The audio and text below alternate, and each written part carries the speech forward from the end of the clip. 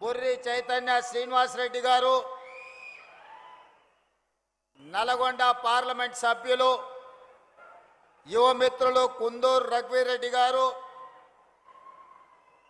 నా సహచర మంత్రివర్గ ఉప ముఖ్యమంత్రి గారు మిత్రులు బట్టి విక్రమార్క గారిని, సాగునీటి పారుదల శాఖ మంత్రివర్యులు మిత్రులు ఉత్తమ్ కుమార్ రెడ్డి గారిని, నల్గొండ ఇన్ఛార్జి మంత్రివర్యులు మిత్రులు అడ్లూరు లక్ష్మణ్ గారిని, శాసన మండలి చైర్పర్సన్ గుత్తా సుఖేందర్ రెడ్డి గారిని, భువనగిరి పార్లమెంట్ సభ్యులు మిత్రులు చామల కిరణ్ రెడ్డి గారిని, ప్రభుత్వ విప్ వేముల వీరేశం గారిని, మరో విప్ బీర్ల ఐలయ్య గారిని, తుంగతుర్తి శాసనసభ్యులు మందుల సామేల్ గారిని, మిర్యాలగూడ శాసనసభ్యులు లక్ష్మారెడ్డి గారిని, నాగార్జున సాగర్ శాసనసభ్యులు యువమిత్రులు కుందూరు జయవీర్ రెడ్డి గారిని, దేవరకొండ శాసనసభ్యులు మీ అందరికీ ఆప్తుడు బాలు నాయక్ గారిని, అదేవిధంగా శాసన మండలి సభ్యులు శంకర్ నాయక్ గారిని, మరో శాసన మండలి సభ్యులు నెల్లికుంట సత్యం గారిని,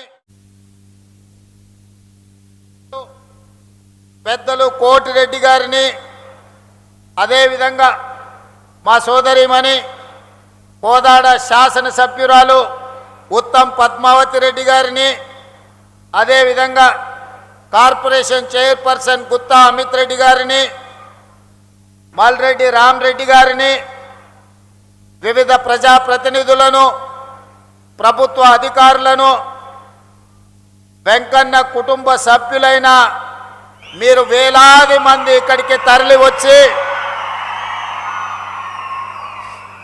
మీరు అండగా నిలబడి ప్రజాపాలనకు ఈ ప్రభుత్వానికి మీ ఆశీర్వాదం ఉన్నది. నల్గొండ జిల్లానే కాదు, 4 కోట్ల తెలంగాణ ప్రజల యొక్క అభివృద్ధి సంక్షేమ కార్యక్రమాలని మీరు చేపట్టండి, మేము అండగా నిలబడతామని ఆశీర్వదించడానికి ఇచ్చేసిన మీ అందరికీ మనస్ఫూర్తిగా ధన్యవాదాలు, కృతజ్ఞతలు తెలియజేస్తున్న మిత్రులారా, ఈ సందర్భంగా ఒక అంశాన్ని నేను ప్రత్యేకంగా ప్రస్తావించదలుచుకున్నా. తెలంగాణ ఉద్యమ చరిత్ర తెలిసిన ప్రతి ఒక్కరికి ఈ అంశం తెలుసు, కానీ యువతరానికి కొంతమందికి అవగాహన ఉండొచ్చు, లేదా గుర్తు చేయాల్సిన బాధ్యత నా మీద ఉన్నది. ఆనాటి తొలి తెలంగాణ ఉద్యమంలో, తెలంగాణ రాష్ట్ర సాధన పోరాటంలో మంత్రి పదవి త్యాగం చేసి మళ్ళీ తెలంగాణ రాష్ట్రం వస్తేనే బాధ్యత తీసుకుంటాని త్యాగం చేసిన కొండా లక్ష్మణ్ బాపూజీ ముందు వరుసలో ఉంటే, మళ్ళీ తెలంగాణ ఉద్యమంలో మంత్రి పదవిని రాజీనామా చేయడమే కాదు, నల్గొండ గడ్డ మీద నుంచి ఆమరణ నిరాహార దీక్ష చేసి ఆరోగ్యం దెబ్బతీసుకొని ఈనాటికి తన ఆరోగ్యాన్ని సంపూర్ణంగా కోలుకొని ఈనాడు తెలంగాణ రాష్ట్రంలోనే మళ్ళీ మంత్రి పదవి చేపట్టిన కోమటిరెడ్డి వెంకటరెడ్డి గారు ఈ నల్లగొండ జిల్లా, ఆనాడు కొండా లక్ష్మణ్ బాపూజీ గారు భువనగిరి నుంచి ప్రజా ప్రాతినిధ్యం వహిస్తే ఈనాడు నల్గొండ శాసనసభ నుంచి కోమటిరెడ్డి వెంకటరెడ్డి గారు ఆ బాధ్యత నిర్వహించి తెలంగాణ ఉద్యమంలో నల్గొండ బిడ్డలు గర్వంగా తలెత్తుకునే త్యాగం చేసిన నాయకుడు కోమటిరెడ్డి వెంకటరెడ్డి గారని నేను ఈ సందర్భంగా గుర్తు చేయదలుచుకున్నా. మిత్రులారా, బీఆర్ఎస్ నాయకులు పదే పదే చెప్తుంటారు, మేము త్యాగాలు చేసినాము, త్యాగాల పునాదుల మీద మేము అధికారంలోకి వచ్చినామని. నేను అడగదలుచుకున్న వాళ్ళను, వాళ్ళకు భజన చేసే వాళ్ళను, త్యాగం అంటే రాజీనామాలు చేయడం, ఎలక్షన్ తేవడం, కలెక్షన్ చేసుకోవడం, అదేనా మీ త్యాగం అని నేను అడుగుతున్నా. మరి ఒకవేళ త్యాగమే అదైతే 69 తొలి తెలంగాణ ఉద్యమంలో మంత్రి పదవిని త్యజించి చనిపోయే వరకు తిరిగి బాధ్యత చేపట్టని కొండా లక్ష్మణ్ బాపూజీ గారు చేసిన త్యాగాన్ని త్యాగమనాలా, ఏమనాలో మీరు చెప్పండి. మలి ఉద్యమంలో కోమటిరెడ్డి వెంకటరెడ్డి గారు రాజీనామా చేసి తిరిగి తెలంగాణ రాష్ట్రంలోనే మంత్రి పదవి తీసుకున్నాడు కదా, మరి దీన్నేమనాలి? మీరు ఎలక్షన్ కలెక్షన్ సెలక్షన్ మీద తిరుగుతుంటే పదవి త్యాగం చేసి తెలంగాణ రాష్ట్రంలోనే మీరు అండగా నిలబడ్డప్పుడే మంత్రి పదవి చేపట్టిన ఎంకన్న త్యాగాన్ని ఏమనాలి అని నేను అడుగుతున్నా. 100 రూపాయలు పెట్టి పెట్రోల్ తీసుకున్న మీరు 10 పైసల అగ్గిపెట్టె తెచ్చుకొని అగ్గిపెట్టె రావుదే త్యాగమైతే నిటారుగా నిలబడి తెలంగాణ కోసం ఆత్మ బలిదానం చేసుకున్న శ్రీకాంతాచారి త్యాగాన్ని ఏమనాలి? కానిస్టేబుల్ కిష్టయ్య నేల కొరిగిన త్యాగాన్ని ఏమనాలి? ఉస్మానియా యూనివర్సిటీ గేట్లని తన్ని వీర మరణం పొందిన యాదయ్య త్యాగాన్ని ఏమనాలి? ఒక ఈశాన్ రెడ్డి, ఒక వేణుగోపాల్ రెడ్డి త్యాగాన్ని ఏమనాలి? 100 రూపాయల పెట్రోల్ మీద చల్లుకొని 10 పైసల అగ్గిపెట్టె తెచ్చుకొని అగ్గిపెట్టె రావు, నువ్వు 10 ఏళ్ళు మంత్రిగా ఉంటావు, ఆర్థిక మంత్రిగా ఉంటావు, సాగునీటి పారుదల శాఖ మంత్రిగా ఉంటావు, 1000 కోట్ల రూపాయలు నువ్వు దోసుకుంటావు. ఉద్యమం ముసుగులో ఫామ్ హౌస్లో ఉన్నవాళ్ళు అధికారాన్ని చెలాయించి 69,000 కోట్ల రూపాయల అప్పులో ఉన్న తెలంగాణను 8,11,000 కోట్ల రూపాయల అప్పుల ఊపిలో ముంచి ఈ తెలంగాణను శాశ్వతంగా 10 ఏళ్లలోనే 100 ఏళ్లకు సరిపోయే విధ్వంసం చేసిన మిమ్మల్ని ఏమనాలి? మీ త్యాగాలను ఈరోజు తెలంగాణ ప్రజలు ఇంకా భరించాలనా? మీ దోపిడీని తెలంగాణ ప్రజలు ఇంకా సహించాలనా అని నేను అడుగుతున్నా. నేను అడగదలుచుకుని వేదిక మీద నుంచి నిన్న మొన్న చూస్తున్నా, ఇద్దరు తొడేళ్లలాక తెలంగాణ మీద పడి తిరుగుతున్నారు. బావమరుదులు ప్రజలందరూ కోరుకుంటున్నారు, మా ప్రభుత్వం రావాలి అని చెప్తున్నారు. ప్రజలు ఎవరు కోరుకుంటలేరు, మీ కుటుంబం కోరుకుంటుంది. మీ దోపిడీ దొంగతనాలలో మీకు అండగా నిలబడ్డ వాళ్ళు కోరుకుంటున్నారు. ఇవాళ ప్రజాపాలన వచ్చి ప్రజలలో చైతన్యం వచ్చి ప్రజలు సంక్షేమ అభివృద్ధి పథకాలను ఈరోజు అనుభవిస్తుంటే వాటిని చూసి అసూయపడుతున్న వాళ్ళు ఎవరైనా మిమ్మల్ని కోరుకుంటున్నారేమో కానీ ఈ తెలంగాణ సమాజం మిమ్మల్ని, మీ కుటుంబాన్ని శాశ్వతంగా సామాజిక బహిష్కరణ చేపట్టినరు. ఇంకా భవిష్యత్తులో మీకు పదవి అనేదే ఉండదు. ఏదైనా బీఆర్ఎస్ గురించి మీరు మాట్లాడుకోవాలనుకుంటే మీ గతం గురించి మాట్లాడుకోవాల్సిందే తప్ప మీకు భవిష్యత్తు లేదన్న సంగతి ఈ నల్లగొండ వేదిక మీద వేలాది మందిగా ఈ గ్రౌండ్లోనే కదా, ఆ పక్కన గ్రౌండ్లో మా అక్కలు, మా సోదరులు ఈ గ్రౌండ్ పిక్కటిల్లేలా నాగార్జున కాలేజ్ గ్రౌండే కాదు, అవతలి సైడ్ నుంచి ఆ పక్క రహదారుల మీద వేలాదిగా నిలబడి జేజేలు పలుకుతున్న ఆ ప్రజలు చెప్పుతున్నారు, మిమ్మల్ని ఉప్పు పాతర వేసినాం, మళ్ళా మిమ్మల్ని మొక్క కూడా మొలవనీయమని నల్గొండ జిల్లా ప్రజలు చెప్తున్నారు. నేను నడుచుకుంటూ వస్తున్నప్పుడు కొంతమంది యువకులు వచ్చి, అన్న తులసి వనంలో గంజాయి మొక్కలాగా గా సూర్యాపేటలో ఒకడు జానెడోడు మిగిలిండు, ఆ జానెడును కూడా మళ్ళా మొలవనీయం, మా ఎంకన్న మీద 3 అడుగులు ఎగురుతుండు, మళ్ళసారి చూసుకుంటామని వచ్చి యువకులు సూర్యాపేట వాళ్ళు నాకు చెప్పారు. అందుకే మిత్రులారా, ఇవాళ చాలామంది మాట్లాడుతున్నారు, అధికారం కోల్పోయిన అక్కస్తో కడుపు నిండా విషం పెట్టుకొని మూసీలో ఉన్న కాలుష్యానికంటే వీళ్ళ కడుపులో ఉన్న కంపు అంతకంటే ఎక్కువైంది. కాంగ్రెస్ ఏం చేసిందని నన్ను అడుగుతున్నారు. రేవంత్ రెడ్డి 2.5 ఏళ్లలో ఏమి తెచ్చిండు అని అడుగుతున్నారు. నేను ఇవాళ సూటిగా ఈ వేదిక మీద నుంచి మీడియా మిత్రుల సమక్షంలో నేను ఒక్క మాట చెప్పదలుచుకున్నా. ఎప్పుడు అడిగినా ప్రత్యేక శాసనసభ సమావేశాలను మా కౌన్సిల్ని సుఖేందర్ రెడ్డి గారు స్పీకర్ గారి అనుమతి తీసుకొని సమావేశాన్ని ఏర్పాటు చేస్తాం. 10 సంవత్సరాల బీఆర్ఎస్ పాలన, 12 సంవత్సరాల బీజేపీ పాలన, 2.5 సంవత్సరాల మా పాలన, మీ 2014-2018 ఎన్నికల మేనిఫెస్టో, బీజేపీ 14-19-24 ఎన్నికల మేనిఫెస్టో మీద ప్రత్యేక సమావేశాలలో చర్చ చేద్దాం. మీరు సిద్ధంగా ఉన్నారా? మీరు లెటరు రాయండి స్పీకర్ గారికి, కౌన్సిల్ చైర్మన్ గారికి. ప్రభుత్వం తరఫున నేను విజ్ఞప్తి చేసి మీరు అడిగినన్ని రోజులు సభ సమావేశాలను నిర్వహిస్తా. అక్కడే తేల్చుదాం ఎవరు ఏం చేసిండ్రో తెలంగాణ కోసం.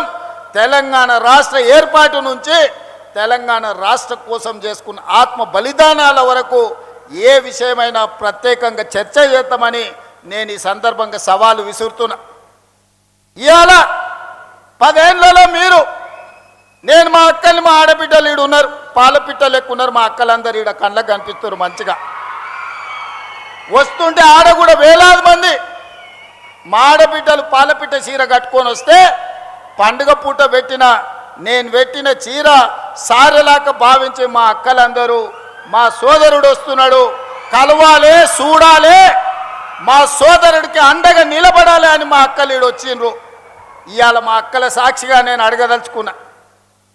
5 సంవత్సరాలు నీ మంత్రివర్గంలో ఒక ఆడబిడ్డకు కూడా మంత్రి ఇవ్వలేదు కదా, మా అక్కలు మర్చిపోయినరని అనుకుంటున్నారా? ఆనాడు పేదవాడి గుర్తింపే రేషన్ కార్డు. 10 ఏళ్లలో పేదవాళ్లకు రేషన్ కార్డులు మీరు ఇవ్వకపోతే ఉత్తమ్ కుమార్ రెడ్డి గారు పౌర సరఫరాల శాఖ మంత్రిగా బాధ్యత తీసుకున్న తర్వాత లక్షలాది తెలంగాణలో ఉండే పేదవాళ్లకు రేషన్ కార్డులు ఇచ్చిన మాట వాస్తవం కదా? మా అక్కలకు తెలియదా? ఈడున్న పాత్రికేయ మిత్రులకు ఈ వార్త రాలేదా? పేదలకు ఆనాడు దొడ్డు బియ్యం ఇస్తే ఆ దొడ్డు బియ్యం బర్లకు దానబెట్టే పరిస్థితి.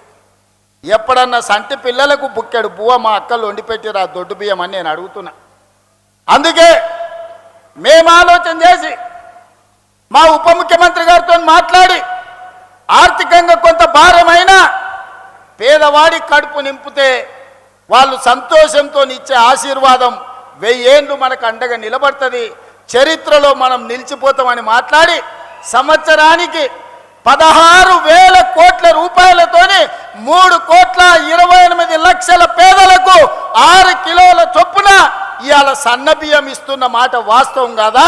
మా అక్కలు ఇక్కడ ఉన్నారు కదా, వాళ్ళు వండి సంటి పిల్లలకు బుక్కెడు పువ్వ సన్న బియ్యం పెడుతున్న మాట వాస్తవం కాదా?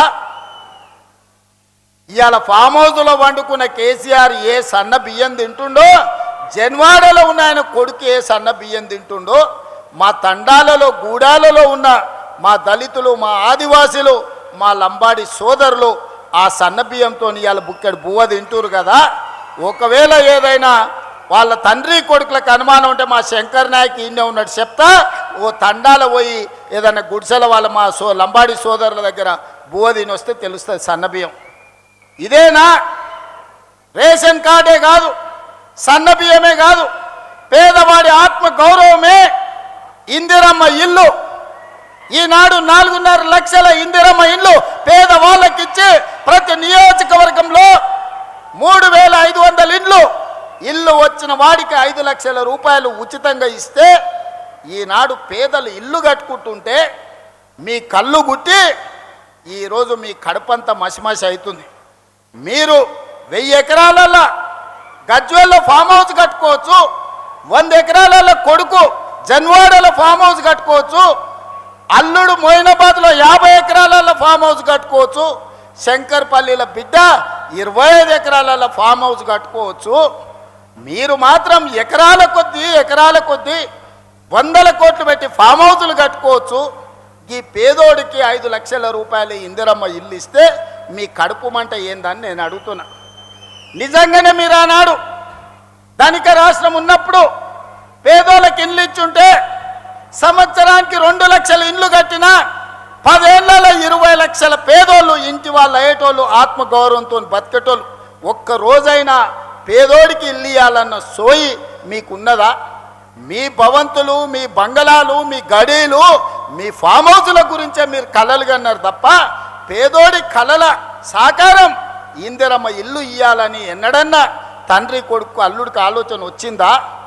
ఆ పేదవాడి ఇంట్లో రైతులకు 24 గంటల ఉచిత కరెంట్ ఇస్తే భూమి ఉన్నోళ్ళకే లాభం. మరి భూమి లేని నిరుపేదలు మున్సిపాలిటీలలో, పట్టణాలలో, హైదరాబాదు నగరంలో జీవించే పేదలకు ఏం ప్రయోజనమని పాదయాత్రలో అడిగితే 200 యూనిట్లు ఉచితంగా ఇవ్వాల. పేదోళ్ళ ఇళ్ళల్లో కరెంటు వెలుగుతలేదా? వాళ్ళ కళ్ళల్లో ఆనందం మీకు కనిపిస్తలేదా అని నేను అడుగుతున్నా. వంట వండడానికి 500 రూపాయలకే ఈరోజు సిలిండర్ ఇస్తుంటే మా అక్కలు సంతోషపడతలేరా అని నేను అడుగుతున్నా. అదే కాదు, రైతులకు రైతు రుణమాఫీ, రైతు భరోసా, రైతు పెట్టుబడి సహాయము, ఈరోజు రైతులకు ఇచ్చిన బోనసు లెక్క కడితే 1,56,000 కోట్లు ఈ 30 నెలల రైతుల కోసం ఖర్చు పెట్టిన ప్రభుత్వం మా ప్రభుత్వం. వ్యవసాయం దండుగా కాదు, వ్యవసాయాన్ని పండుగ చేస్తాం, రైతుల కళ్ళల్లో ఆనందం చూస్తాం. ఇంతకుముందే మిత్రులు ఉత్తమ్ కుమార్ రెడ్డి గారు చెప్పారు, దేశంలోనే తెలంగాణ నెంబరు వరి ధాన్యం పండిస్తే అందులో నల్గొండ మొదటి స్థానంలో ఉందని ఇప్పుడే మా సోదరుడు చెప్పిండు. ఇది మా నిబద్ధత, ఇది మా రికార్డ్. ఈనాడు రైతుల కోసం మేము చెయ్యంది ఏమైనా ఉందా? కేంద్ర ప్రభుత్వం ఎన్నిసార్లు తిప్పినా నేను, తుమ్మల గారు, అదేవిధంగా ఉత్తమ్ గారు పోయి యూరియా తెచ్చి ఈరోజు రైతుల కష్టాలు తీర్చే ప్రయత్నం చేసి, వానలు వచ్చినా ఇక్కడ కార్మికులు వలస బీహార్కు పోయినా, బెంగాల్కు పోయినా, వరి కొనుగోలులో నానా తిప్పలు పడి 80 లక్షల మెట్రిక్ టన్నులు ఇవాళ వరి ధాన్యాన్ని సేకరించి దేశంలోనే రికార్డు ఈరోజు సృష్టించినాం. కాళేశ్వరం నుంచి చుక్క నీరు రాకపోయినా ఒక్క సంవత్సరంలో 2,88,000 మెట్రిక్ టన్నుల వరి ధాన్యాన్ని ఉత్పత్తి చేసి దేశంలోనే నెంబర్ 1గా తెలంగాణ రాష్ట్రాన్ని ఇవాళ మేము నిలబెట్టినాం కదా. మరి కాళేశ్వరం కట్టి 1,00,000 కోట్లు ఖర్చు పెడితే 3 ఏళ్లలోనే కట్టుడు కూలుడు 1,00,000 కోట్లు గోదావరిలో కొట్టుకుపోవుడు అయిపోయింది. అది ఇవాళ కాళేశ్వరం కాదు, కూలేశ్వరం అయిపోయింది. ఆ ఎల్ల గొప్పలు చెప్పుకున్నారు. హరీష్ రావు కాదు ఆయన పేరు, కాళేశ్వరరావు అని ఆనాటి గవర్నర్ మోసం చేసి ఆయన కళ్ళ గంతలు కట్టి హరీష్ రావు మరి కాళేశ్వరరావు అని పిలిపించుకున్నాడు. మళ్ళీ కూలిపోతే అటు దిక్కు మళ్ళీ చూస్తలేరు. అందుకే మిత్రులారా, ఇవాళ ఇదే కాదు, విద్యాశాఖ గవర్నమెంట్ బడికి, గవర్నమెంట్ దవాఖానకు పోవాలంటే ఆనాడు పేదలు భయపడేటోళ్ళు, పిల్లలకు చదువు రాదని, పేదోళ్ళ ప్రాణం సర్కారు దవాఖానకు పోతే నిలబడదని.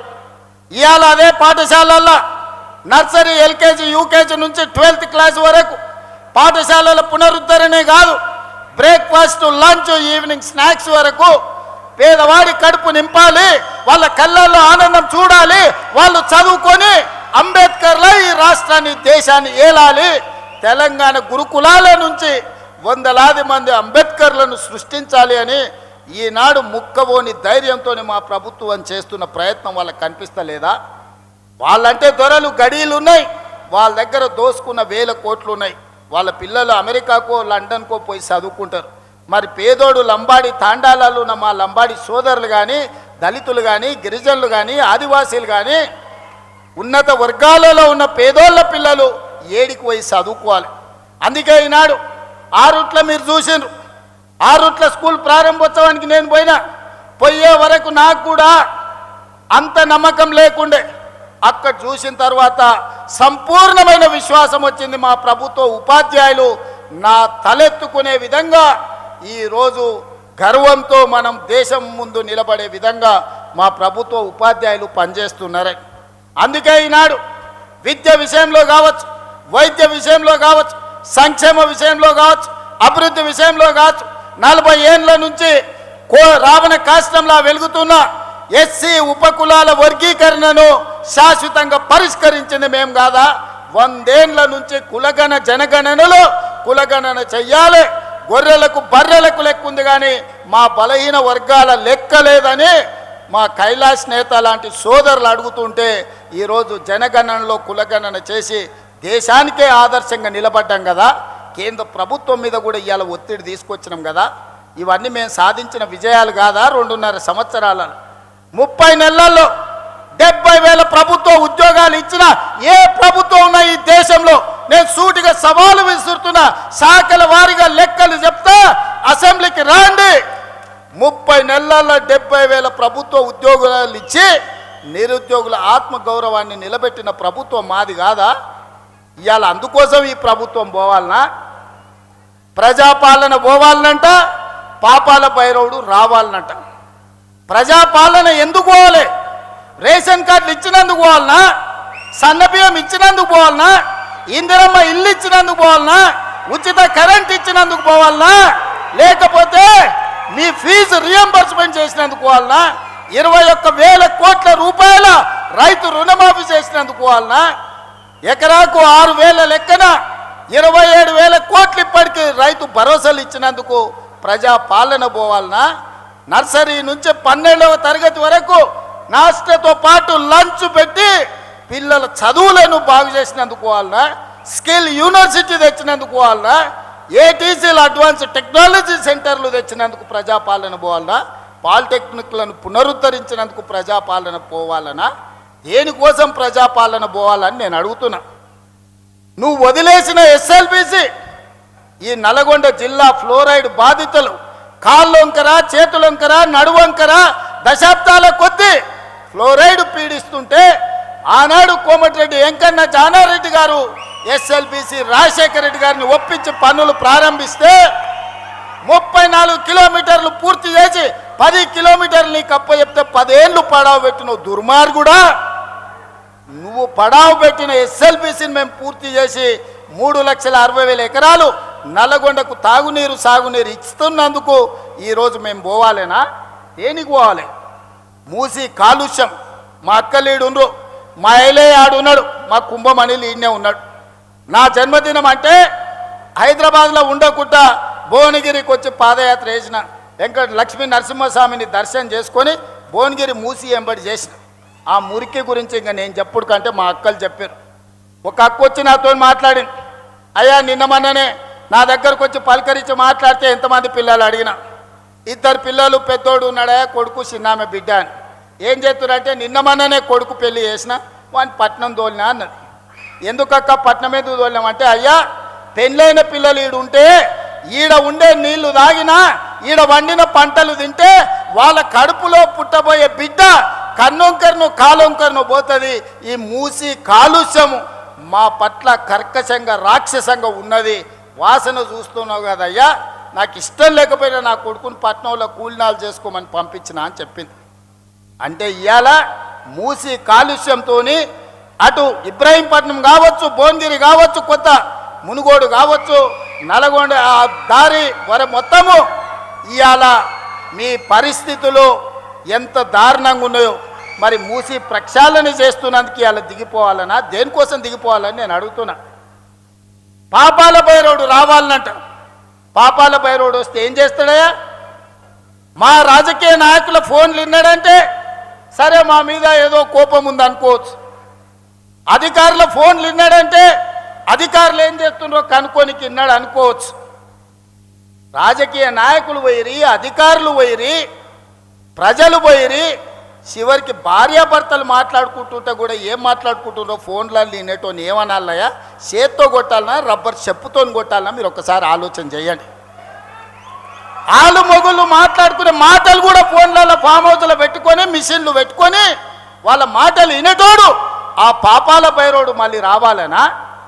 పరీక్షలు పెట్టి క్వశ్చన్ పేపర్లు అమ్ముకొని వేల కోట్ల రూపాయలు సంపాదించుకున్నాడు మళ్ళా రావాలేనా?